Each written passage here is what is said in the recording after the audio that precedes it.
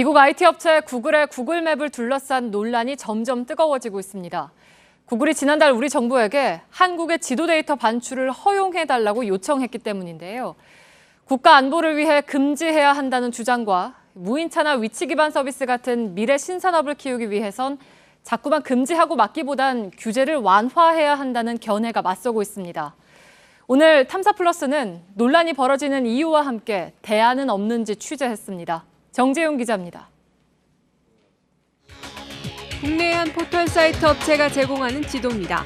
건물 이름부터 도로명, 지역 명칭 등 자세한 정보들이 소개돼 있습니다. 반면 구글 지도는 같은 지역을 소개하지만 제대로 된 정보를 담고 있지 않습니다.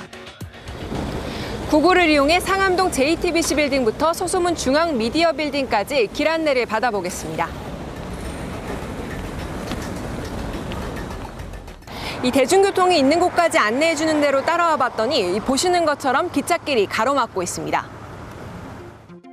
구글이 우리나라 지도 데이터를 갖고 있지 않기 때문입니다. 국내법상 지도 데이터는 국외 반출이 금지돼 있었습니다.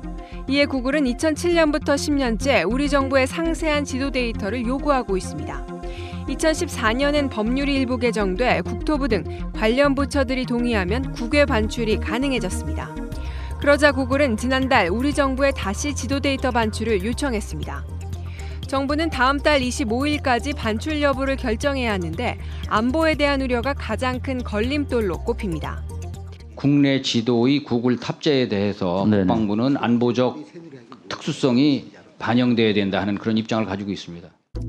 일단 일부 정부 부처에선 구글 위성 사진에 드러나 있는 국내 보안 시설들을 가리면 지도 데이터를 줄 수 있다는 입장입니다.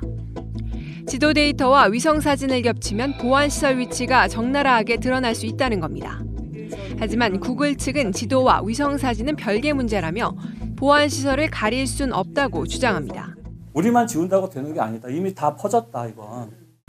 현재 인터넷에서 구글처럼 위성 사진을 제공하는 곳은 세계적으로 수백 개 업체가 있습니다.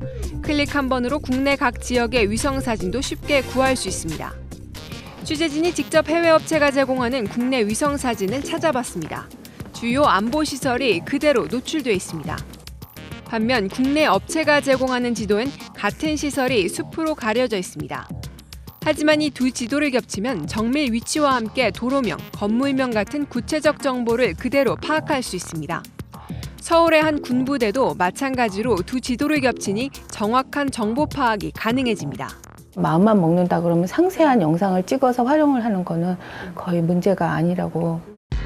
하지만 정부는 지도 데이터를 공식 반출할 경우 불특정 다수에게 노출될 수 있다고 우려합니다. 구글은 세계적인 서비스이기 때문에 당연히 적국에서 볼 수 있는 상황이기 때문에 그 부분이 이제 노출되었을 때에는 국익에 영향이 있다고